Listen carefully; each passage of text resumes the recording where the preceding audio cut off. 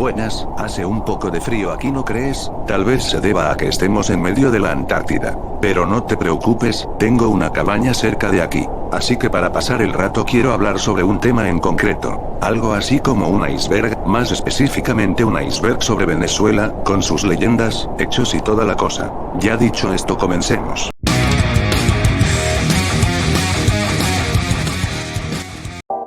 Nivel 1. El Silbón es un espectro del folclore de Venezuela y Colombia, cuya leyenda es originaria de la región de Guanarito, estado portuguesa. Según la tradición oral, es el alma en pena de un joven que asesinó a su padre. Enojado, su abuelo lo mandó a azotar, pero no tuvo el corazón de desvivirlo, así que lo maldijo a cargar los huesos de su padre. Maldito por tal acción, vaga por los llanos cargando los huesos de su padre en un saco, lanzando tétricos silbidos al aire con todas las notas musicales, de ahí su nombre. La leyenda del Silbón se originó a mediados del siglo XIX.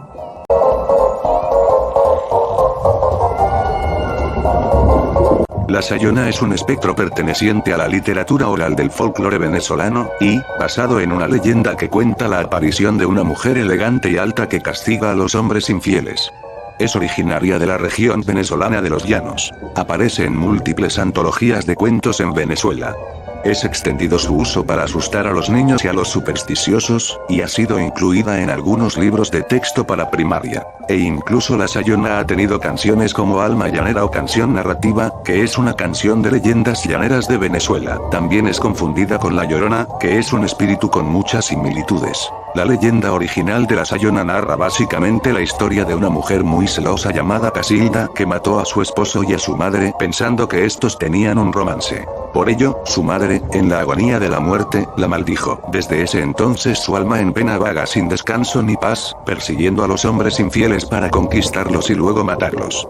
El origen del nombre se debe a que porta un sayal negro, ya que la leyenda data desde la época colonial. O también su nombre deriva de la palabra sayón, por lo que el término sayona viene significando la castigadora.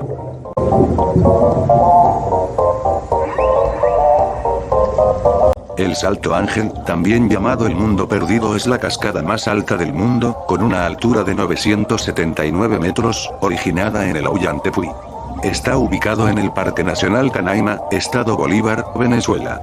Es un espacio natural protegido, al ser declarado Parque Nacional el 12 de junio de 1962 y Patrimonio de la Humanidad por la UNESCO en 1994, que se extiende sobre un área de más de 30.000 kilómetros cuadrados, similar a la extensión territorial de Bélgica, hasta la frontera con Brasil y el territorio del Esequibo. El Salto Ángel también es conocido erróneamente como Churun Merú, cuando lo correcto en lengua pemona sería Kerpacupa y Bená, del río Kerpacupa y que da origen al salto y el cual es tributario del río Churun. Churun Merú es el nombre que corresponde en realidad al salto del río Churun en el mismo Tepuy, de unos 400 metros de altura y a una distancia aproximada de 11 kilómetros del Salto Ángel.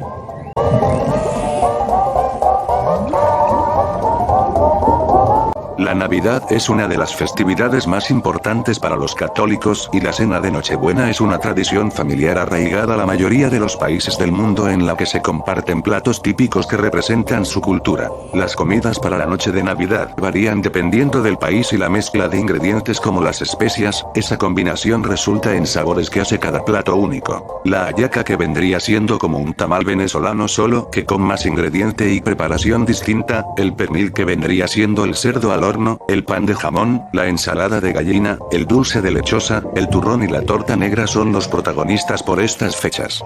El ponche crema es el elegido para brindar entre los venezolanos durante la cena de Navidad.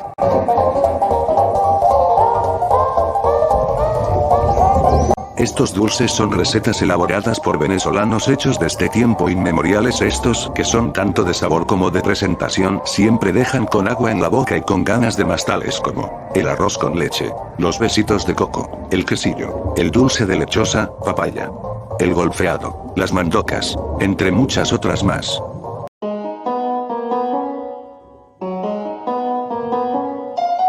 El mundo del entretenimiento siempre hace referencia a naciones y continentes, y por si fuera poco existen series que se reinventan lugares para poder recrear un nuevo universo y así lograr ser más entretenidos. Sin embargo, hay veces que esto no hace falta, porque debido a las circunstancias dadas en nuestra propia realidad, pueden ser llevadas a la pequeña y gran pantalla. El manga Black Lagoon es uno de esos, y en su versión de anime, de 2 temporadas con 12 capítulos, en el cual Venezuela es uno de sus escenarios más recurrentes. Además, 2 de los personajes más importantes de la serie, tienen la nacionalidad venezolana. La serie narra las aventuras de una compañía de transportes, no muy favorecida ante los ojos de la ley, establecida en la ciudad ficticia de Roanapur, en Tailandia. Se centra en el conflicto interno de Okajima Rokuro. Este es un ejecutivo de una empresa japonesa que es secuestrado por la organización Black Lagoon, y que decide pasarse a sus filas después de ver la humillación a la que le han sometido sus jefes, y el sistema al cual pertenece. Cerca de él se encuentra Rebecca, una joven china americana muy buena con el manejo de armas pero bastante intolerante. Ella protegerá a Rock a pesar de todos los sucesos que se presentan. Los acompañan Dutch, el jefe de Black Lagoon, y Bendy, un experto en informática y sistemas de comunicación. La serie japonesa se basa en la revolución socialista llevada a cabo en el país caribeño, siendo este el argumento de cada episodio. La historia de Black Lagoon gira en torno a un grupo de mercenarios que completan diversas misiones. En el caso de la saga El Baile de la Muerte, la historia se ubica en los tiempos de la fundación de un partido político en Venezuela.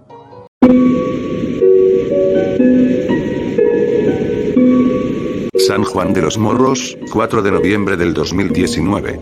Si por la noche se escucha cabalgar algún lamento en San Casimiro, se pinta la sombra de tu recuerdo, si es que te encuentras penando en las montañas del tiempo, con gusto hachador perdido, yo te rezaré tu credo. Así comienza el coro del hachador perdido, canto popular que nos habla de un ser alto, calvo, con ojos como 2 brasas que queman el alma, de dientes filosos, pecho cubierto de lana y manos planchadas como las de una rana. Este lleva siempre su hacha en mano, para arremeter contra todo aquel que va a las montañas a cazar, no por hambre, sino por ambición. Cuentan que en vida era un leñador que quería hacer su propia urna, pero un Viernes Santo salió al monte a realizar su tarea, cuando Dios lo castigó, fulminándolo en el instante en que levantaba el hacha para asestarle a un tronco. Convertido en un ánima en pena, su espectro vaga por los campos y bosques, donde eternamente ha de ejercer su cometido, oyéndose el lúgubre retumbar de secos y prolongados golpes de hacha.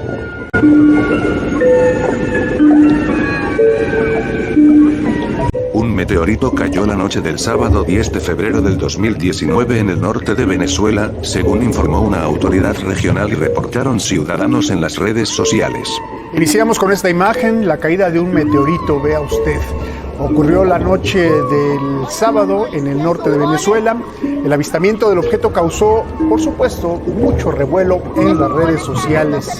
Un destello irrumpió en la oscuridad en el cielo, apagándose al caer. Ahí lo tiene usted. Sí, la sorpresa, por supuesto, de las personas. El meteorito impactó en la zona sur del estado de Carabobo. Autoridades locales no reportaron personas lesionadas, aunque sí incendios solamente en pastizales. Y bueno, pues las imágenes impresionantes que se vieron en redes sociales.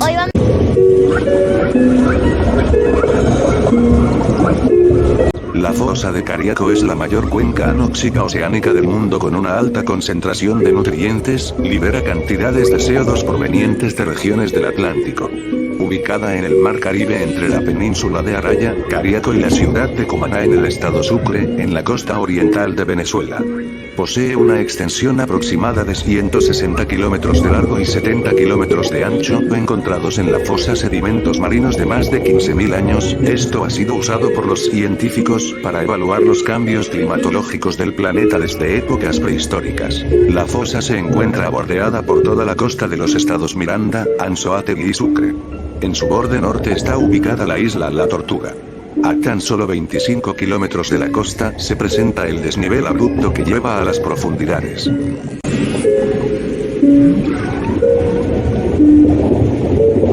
El Carretón del Diablo o de la Trinidad es una leyenda venezolana que data de los tiempos de la antigua Caracas, aquella capital de antaño, sin luz eléctrica. Se dice que un grupo de caballos arrastra una vieja carreta repleta de huesos y tiene como conductor a un hombre de ojos rojos. Muchos trasnochadores han sentido esta aterradora presencia durante años. Algunos cuentos del campo aseguran que el carretero es el mismísimo diablo. Aquellos que se atreven a ver a este espectro mueren o se vuelven locos. Se dice en los campos que si escuchas una carreta arrastrada por caballos y sonidos de huesos ni se te ocurra mirarla, porque podrías ser víctima del carretón del diablo. Los cuentos y costumbres venezolanos, como la leyenda venezolana de la carreta fantasma, sigue aterrorizando a los pueblos tulleros y varias zonas del país.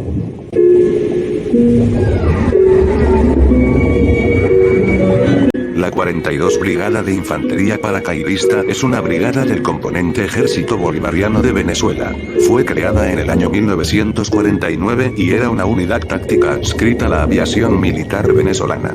A principios de los años 90 participó en los procesos de paz de Centroamérica, bajo bandera de la ONU, en calidad de cascos azules, específicamente en Nicaragua.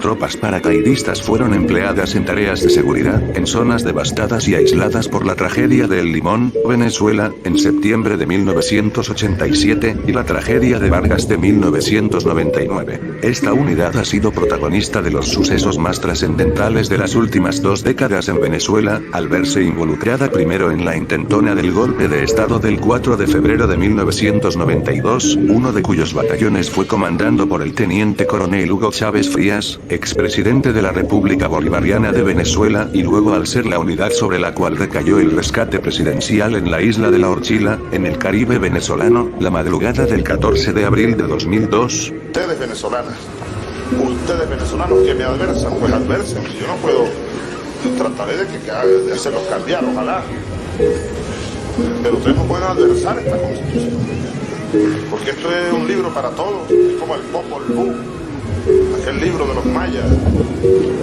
el Popol Vuh, el libro de todos, el libro de la comunidad. Tienen que reconocer todo esto y sobre todo algo, oye, no se dejen envenenar, no permitan que los envenenen con tantas cosas y tantas mentiras.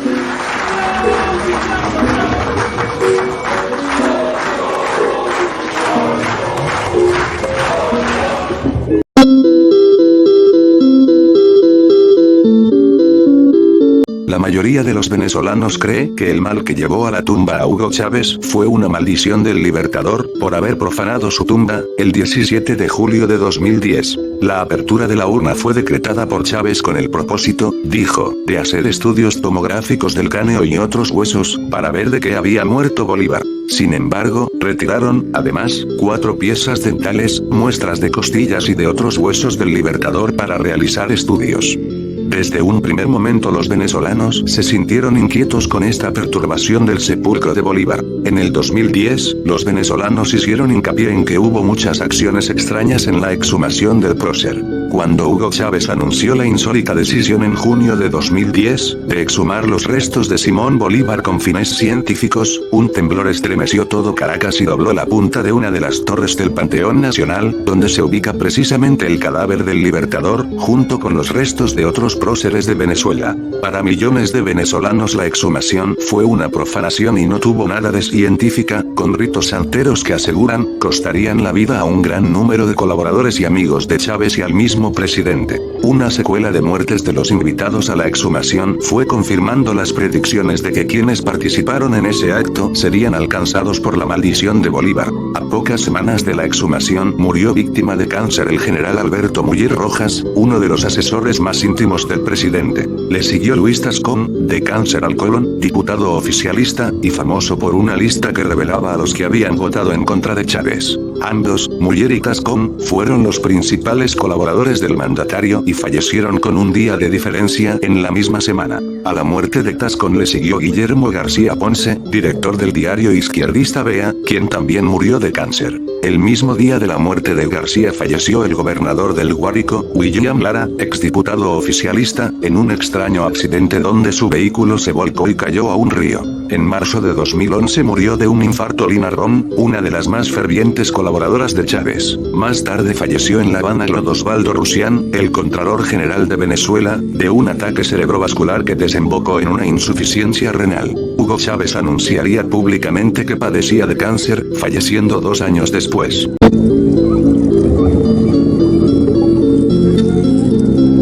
El reactor nuclear RB-1, actualmente también conocido como planta de esterilización por rayos gamma, es el nombre que recibe una estructura localizada en Altos de Pipe en los Altos Mirandinos, parte del estado Miranda al centro norte del país suramericano de Venezuela. Fue uno de los primeros reactores nucleares de América Latina. Actualmente, se utiliza como fuente de rayos gamma para servicios de esterilización microbiológica de alimentos, materiales quirúrgicos y otras investigaciones. Fue construido en su mayor parte bajo el gobierno del general Marcos Pérez Jiménez bajo la dirección del Dr. Humberto Fernández Morán en el marco de un convenio de colaboración con la administración del presidente Dwight Eisenhower de Estados Unidos, que promocionaba el programa Átomos para la Paz. La empresa encargada fue la compañía General Electric y el diseño estuvo a cargo de la compañía Shaw Metz-Andoriot de Chicago.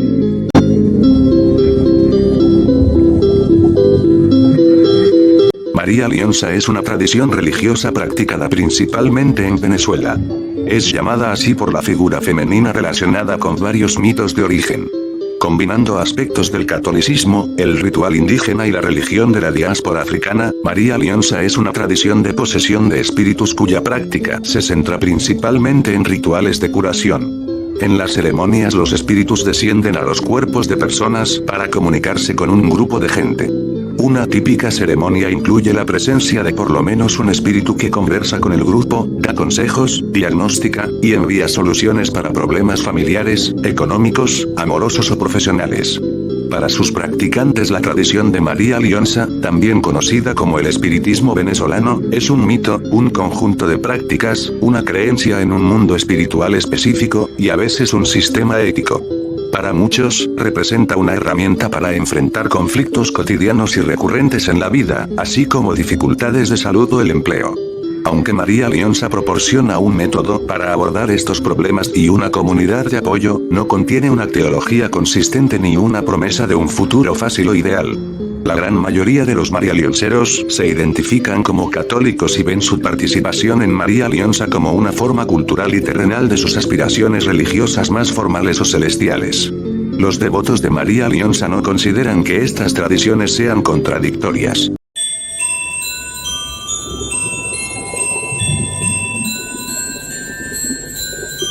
La ayuda humanitaria en Venezuela era el nombre de una operación conjunta vía terrestre y marítima que intentó ingresar en el país liderada por una colaboración de Colombia, Brasil, Estados Unidos, y posteriormente los Países Bajos, para llevar bienes de primera necesidad a los puntos más críticos de extrema necesidad de la población venezolana, en medio de la crisis presidencial entre los gobiernos de Nicolás Maduro y Juan Guaidó.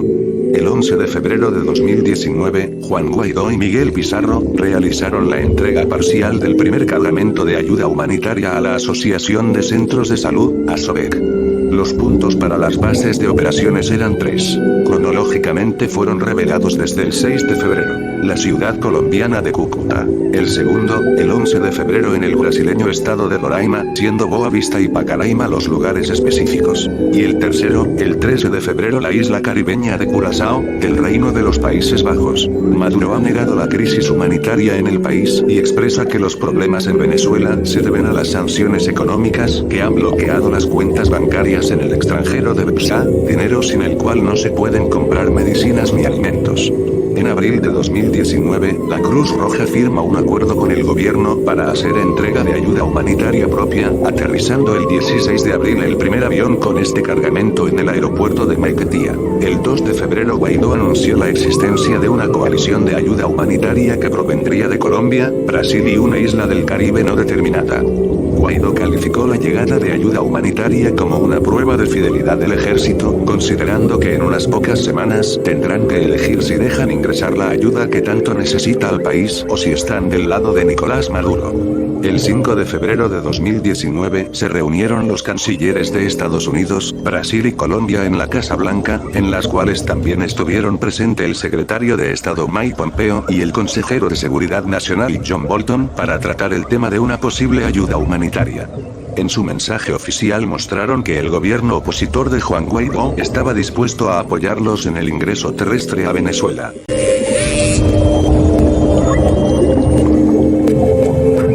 El 22 de febrero de 2019, el ejército bolivariano envió tropas a la frontera con Brasil, atravesando Cumaracapay, a pesar de que la tribu tenía autonomía sobre la ciudad. Los manifestantes y líderes indígenas locales en Cumaracapay intentaron detener el avance de los vehículos de transporte de personal construyendo un bloqueo de carreteras, logrando detener a varios soldados. Los otros soldados venezolanos dispararon contra ellos, desviviendo a 5 pemones e hiriendo a unos 12 más.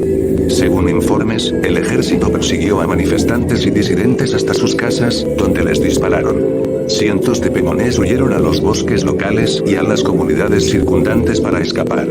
Poco después, 23 personas fueron detenidas y atorturadas por el ejército. Entre los desvividos se encontraba un guía turístico local, Rolando García, y su esposa, Zoraida Rodríguez, quien fue desvivida en las puertas de su propia casa. Justo Noguera, el gobernador de Bolívar por el Partido Socialista Unido de Venezuela, respondió que el intento de los pemones de detener los vehículos militares fue un ataque terrorista, negando además que las personas desvividas fueran civiles. También declaró que las personas desvivían por falta de líquido vinotinto y el personal del hospital no podía hacer cualquier cosa para ayudarlos. Al finalizar el conflicto, el asambleísta nacional Romel Gusamana, un cacique de la comunidad Pemón en la Gran Sabana, afirmó que al menos 25 pemones fueron asesinados y describió los hechos como una masacre cometida por tropas venezolanas. La Asamblea Nacional añadió que 80 pemones habían desaparecido desde la masacre, además del número de muertos reclamado por Gusamana.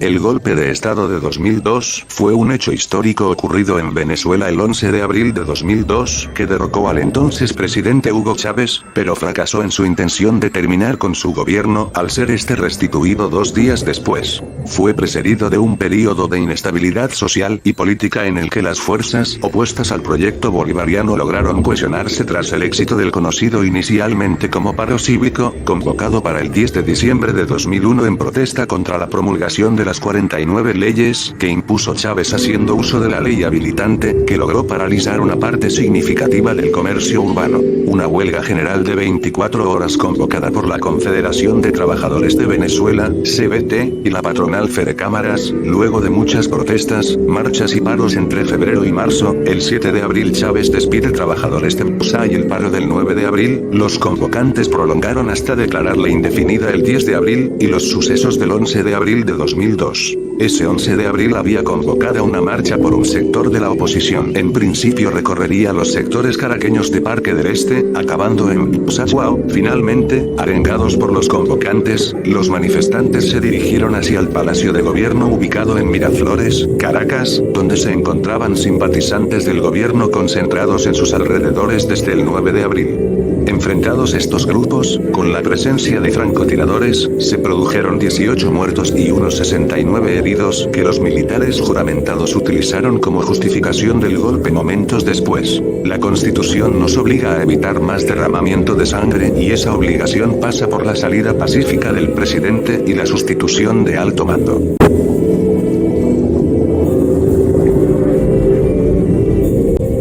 August Noche fue un médico cirujano alemán, famoso por inventar un líquido embalsamador con el que momificó docenas de cuerpos, incluyendo el suyo propio, en su laboratorio ubicado en la Hacienda Buenavista, sector Palmar del Picacho de Galipán, en La Guaira, Venezuela.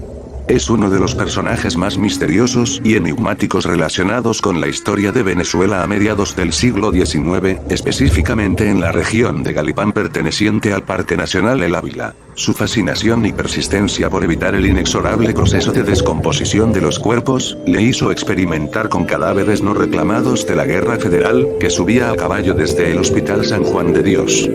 Noche creó un líquido que se inyectaba en el torrente sanguíneo y conservaba al cadáver sin necesidad de extraer sus órganos.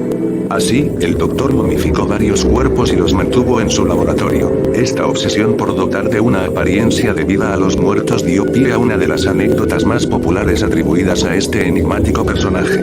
Los familiares de Don Tomás Lander, distinguido hombre público de la Caracas del siglo XIX, fundador junto con Antonio Leocadio Guzmán del periódico El Venezolano, conocieron a través de un amigo las virtudes del misterioso líquido embalsamador del Dr. Noche y solicitaron al médico que momificara el cuerpo de su deudo.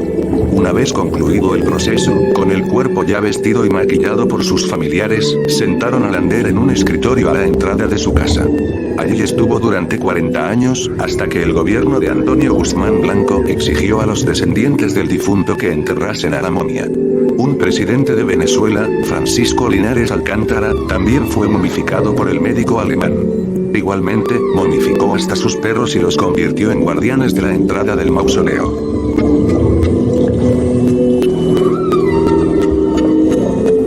El desembarco de Machurucuto de 1967 fue un breve intento de invadir Venezuela llevado a cabo por exiliados comunistas venezolanos de una guerrilla entrenada en Cuba durante el gobierno de Fidel Castro. El equipo de guerrilleros estaba conformado por venezolanos y cubanos. La operación fue frustrada luego de un enfrentamiento con las fuerzas militares venezolanas. El 8 de mayo de 1967 una docena de guerrilleros comunistas y militares cubanos desembarcaron en Venezuela en la playa de Machurucuto. El Ejército Nacional de Venezuela y la Guardia Nacional de Venezuela los encontraron la noche del 10 de mayo luego de que pobladores de la región avisaran a estos. La situación se prolongó hasta la madrugada del 11 de mayo, donde fueron capturados 2 guerrilleros y el resto fueron dados de baja en la batalla. La guerrilla, según algunas fuentes, tenía un pleno entrenamiento paramilitar en Cuba. Su principal misión era entrenar a la guerrilla ubicada en los Andes venezolanos para tratar de derrocar al entonces presidente Raúl Leoni. Poco después el gobierno de Venezuela dio una rueda de prensa denunciando una agresión cubana contra Venezuela y mostrando a los 2 cubanos capturados, Manuel Gil Castellanos y Pedro Cabrera Torres.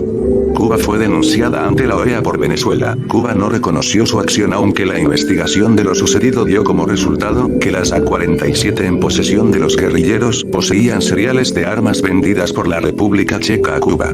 El gobierno de Venezuela rompió toda relación con Cuba luego de este incidente, para luego retomarla en el año 1974. Años más tarde los sobrevivientes cubanos Raúl Menéndez Tomasevich y Ulises Rosales del Toro fueron condecorados como héroes de Cuba. En 1969 la dirigencia del movimiento de izquierda revolucionaria había considerado que la insurgencia armada en Venezuela estaba condenada al fracaso, por lo que se sumaron al programa de amnistía promovido por el entonces presidente Rafael Caldera.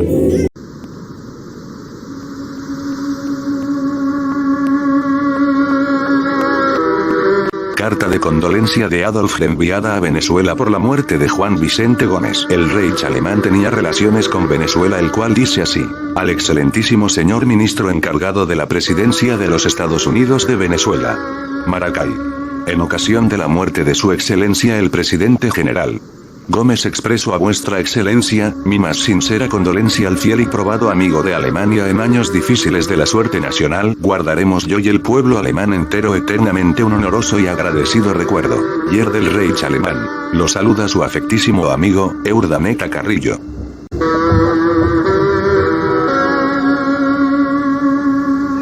Martes 20 del 2022, julio. 3 indígenas defensores territoriales en el estado Bolívar fueron asesinados. El hecho ocurrió en la parroquia Guarátaro, del municipio Sucre en la entidad, según lo dio a conocer la ONG KPKP. Los indígenas pertenecientes al pueblo Jibí, según testimonios de los familiares, al momento de ser asesinados se encontraban en la zona haciendo mañocó, que es una harina a base de yuca que se utiliza para calmar el hambre, la sed o utilizado cuando se sale de cacería. Por su parte, Olnar Ortiz, representante de los pueblos indígenas para la ONG Foro Penal, señaló que la actuación de los grupos armados de violencia siguen cobrando vida de defensores territoriales indígenas, haciendo referencia a este caso. Aseguró que la explotación de arco minero no es solo un ecocidio, sino que, además, es un círculo de sangre. Sobre la explotación del arco minero existen múltiples denuncias, sobre todo por el daño ecológico que ha causado en Bolívar y Amazonas, pero también por el aprovechamiento del mercado ilícito del oro, que ha generado disputa entre grupos armados que se pelean el control de las minas.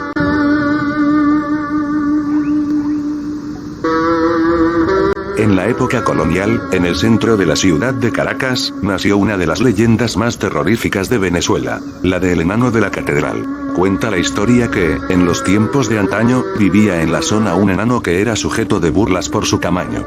Un día, el hombre fue perseguido por un grupo de mujeres que le insultaba y, buscando refugio, se escondió en la catedral, donde habría permanecido hasta el final de su vida. Sin embargo, se cree que, tras su muerte, se convirtió en un terrible y horrible demonio, que continúa rondando la zona en busca de venganza por las vejaciones que sufrió en vida, asustando a los incautos que recorren el lugar a la medianoche y a los que les pide fuego para su cigarrillo. De acuerdo a la creencia popular, el enano de la catedral aparenta ser un hombrecillo de apariencia simpaticona, aspecto amable y sonrisa amistosa, que va vestido con ropajes coloniales a juego con su sombrero de ala ancha y punta chata y se aparece justo frente a la entrada del templo católico. Aparentemente, una vez que se le da fuego a esta curiosa aparición, el enano comienza a mostrar una diabólica sonrisa con grandes colmillos, a medida que va creciendo hasta alcanzar la altura de la torre de la catedral. Y, una vez que llega al nivel del campanario, suele invitar a sus víctimas a un lugar donde hay fuego de verdad que, se supone, sería el infierno. Incluso, se dice que, en una ocasión, el mismísimo Antonio Guzmán Blanco se quedó toda una noche en vela en la Casa Amarilla, luego de que en plena noche divisara a un enano fumando tabaco junto al templo caraqueño. No obstante, la leyenda se ha ido perdiendo a lo largo de los años, pero algunos ancianos siguen insistiendo que este ser sigue noche tras noche junto a la catedral, por lo que siguen diciendo, no le des fuego al tabaco del enano.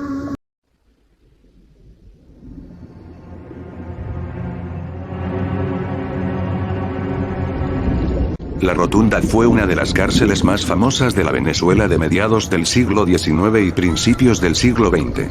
El auge de su importancia se dio durante el gobierno del dictador Juan Vicente Gómez, debido a los métodos de tortura aplicados a los presos políticos y a las condiciones inhumanas a los cuales eran sometidos. Era conocida por los detractores del gomecismo como la última morada de los opositores. La Rotunda fue construida en 1844 en Caracas, al sur del Hospital de Caridad de Hombres, durante la presidencia de Carlos Soublette. La construcción de la cárcel fue concluida en 1854, durante el gobierno de José Gregorio Monagas. El edificio estaba ubicado en el lugar donde el nombre de la cárcel se deriva de la forma circular del edificio, ideado a partir del modelo creado en el siglo XVIII por el inglés Jeremías Bentham, llamado panóptico. Casi 90 años después de su construcción, la cárcel fue demolida para eliminar con ello cualquier vestigio de la crueldad y barbarie del régimen gomecista. De allí el nombre de la plaza que ocupa su lugar, la Plaza La Concordia, como un intento de olvido a una de las épocas más oscuras de la historia de Venezuela. Actualmente se encuentra la Plaza La Concordia. Los hombres que eran apresados en la Rotunda por motivos políticos cargaban con grilletes y pernos de acero en los pies y eran víctimas de numerosas torturas. Los grillos sujetaban los tobillos de los prisioneros inmovilizándolos y produciéndoles heridas. Se solía introducir veneno en los alimentos de reos sobre los que pesaran órdenes de asesinato, y vidrio molido en sus bebidas, para causar mayor sufrimiento a la hora de la muerte. Fue una época muy oscura para la política venezolana y todo aquel que se opusiera al régimen de Gómez era asesinado, encarcelado o desaparecido. Entre el peor de los castigos se encontraba esta cárcel. Los métodos de tortura iban desde los más convencionales hasta la pena de muerte. Muchos de los presos políticos de la Rotunda eran enviados a cumplir con trabajos forzados, el más famoso de los cuales fue la construcción de la carretera trasandina en los Andes venezolanos, que aún sigue en funcionamiento. Uno de los torturadores más crueles de esta cárcel fue un preso común llamado Nereu Pacheco, quien, por órdenes de Gómez, fue utilizado por los vigilantes como elemento de castigo a los presos políticos. La cárcel del régimen gomecista fue demolida en el año 1936 por el presidente Eleazar López Contreras. López Contreras escogió el nombre de La Concordia para la plaza, que se ubicaría en el mismo lugar donde había estado la cárcel, para dar una idea de un nuevo tiempo de entendimiento.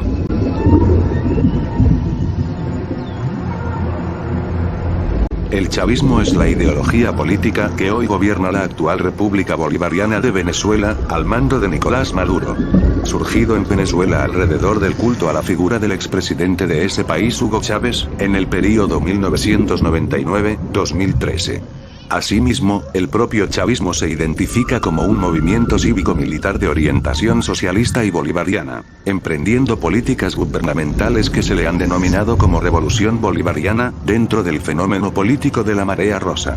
Este movimiento ha permanecido en el poder de Venezuela desde el 2 de febrero de 1999 a través de los gobiernos del propio Chávez, 1999-2013, y de Nicolás Maduro, desde 2013.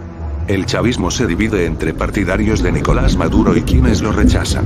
De acuerdo con Elías Jaua, en un principio los seguidores de Hugo Chávez se denominaban a sí mismos como bolivarianos hasta el año 2001. El término chavista surgió originalmente como una palabra peyorativa que luego fue reivindicada por los sectores que apoyan a la figura de Hugo Chávez. Hugo Chávez gobernó la República Bolivariana de Venezuela entre 1999 hasta su muerte en 2013. Su pensamiento base está dentro del concepto denominado el árbol de las tres raíces, que toma de inspiración de tres raíces: la raíz bolivariana, por Simón Bolívar; la raíz zamorana, por Ezequiel Zamora; y la raíz robinsoniana, por Samuel Robinson, seudónimo de Simón Rodríguez. A su vez, el chavismo incorpora ideas de otros líderes de la izquierda como Karl Marx, Vladimir Lenin, Che Guevara, Antonio Gramsci, Gamal Abdel Nasser, Fidel Castro y León Trotsky. Igualmente Chávez manifestaba que se inspiraba en el cristianismo, incluso llamó socialista a Jesús de Nazaret.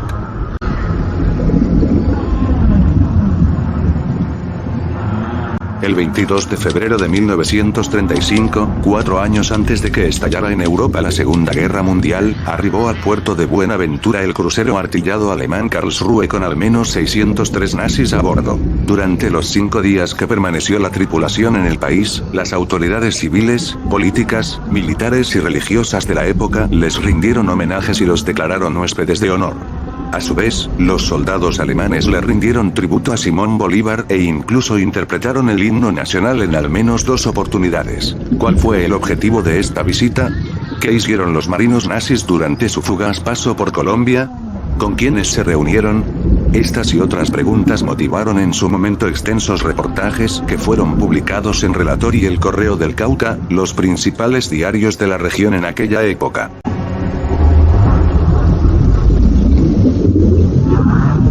La construcción, en Venezuela, ha sido tradicionalmente un negocio donde los italianos fueron pioneros. Al menos, originalmente, los expertos en la materia eran ellos. Un día, un contratista llegó a Barquisimeto, la capital del estado Lara centro-occidente del país, al frente de una compañía, decidido a erigir allí las torres más grandes y lujosas que tendría Venezuela. La idea era levantar 4 torres con 27 pisos cada una.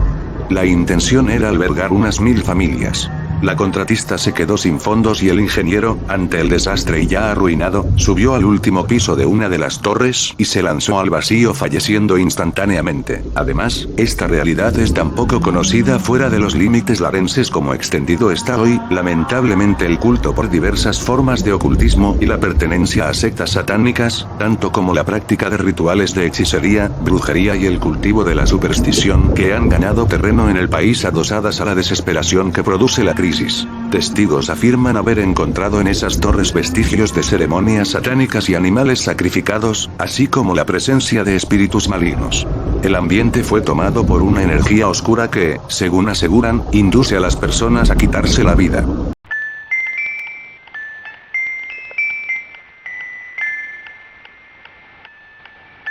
José Dorángel Vargas, más conocido como Dorángel, por error de los medios de comunicación o el comegente, es un asesino en serie y caníbal venezolano. Vargas era un vagabundo con antecedentes esquizofrénicos, que solía cazar a sus víctimas en el Parque 12 de Febrero, en los alrededores del río Torbes de la ciudad de Táriba, en el estado Táchira, a 750 kilómetros de Caracas. Fue descubierto el 12 de febrero de 1999. Dorángel Vargas Gómez nació en 1957 en el seno de una familia de escasos recursos que se dedicaba a la agricultura, por lo que llegó solo hasta 6º grado de primaria. Entre sus antecedentes figuran 3 arrestos. 2 de ellos por delitos menores, robo de gallinas y de ganado, y el tercero, en 1995, cuando fue internado en el Instituto de Rehabilitación Psiquiátrica de Peribeca, por la muerte y posterior ingesta del cuerpo de un hombre llamado Cruz Baltázar Moreno. Vargas fue dado de alta de ese centro, luego de 2 años de tratamiento psiquiátrico. El 12 de febrero de 1999, unos miembros de Defensa Civil encontraron los restos de 2 jóvenes y alertaron a las fuerzas de seguridad sobre su hallazgo. Ahondando sobre la zona, encontraron los restos de 6 cuerpos más. Una vez descartada la hipótesis de que pudiera tratarse de un área de liberación de cadáveres de alguna banda de narcotraficantes o de alguna secta satánica, se recurrió a las denuncias de personas desaparecidas. Se sospechó enseguida de Vargas, que vivía en una choza improvisada próxima a la zona. Después de que esta fuera inspeccionada por la policía, se encontraron varios recipientes que contenían carne humana y vísceras preparadas para el consumo, así como 3 cabezas humanas y varios pies y manos. Una vez capturado, confesó haber matado y comido al menos a 10 varones en un período de 2 años desde su arresto en 1999. Dorangel Vargas fue diagnosticado con esquizofrenia paranoide, por lo cual ante la ley venezolana, lo hace inimputable, además de no existir en el país ningún centro con las condiciones adecuadas para su reclusión, lo mantienen en la actualidad aislado en un centro penitenciario del estado Táchira, Venezuela. Dorangel cazaba a sus víctimas con un tubo en forma de lanza, sus objetivos primordiales eran desprevenidos por deportistas y obreros que trabajaban en la orilla del río. Sin embargo, no comía a mujeres ni niños. Bueno, ya llegamos a mi humilde cabaña y también el final de este video. Lamento omitir algunos puntos del iceberg, pero es que no encontraba algún medio visual que me ayude para el video. No olvides de darle apoyo al canal con una suscripción y un like a este video. Vemos en el próximo video.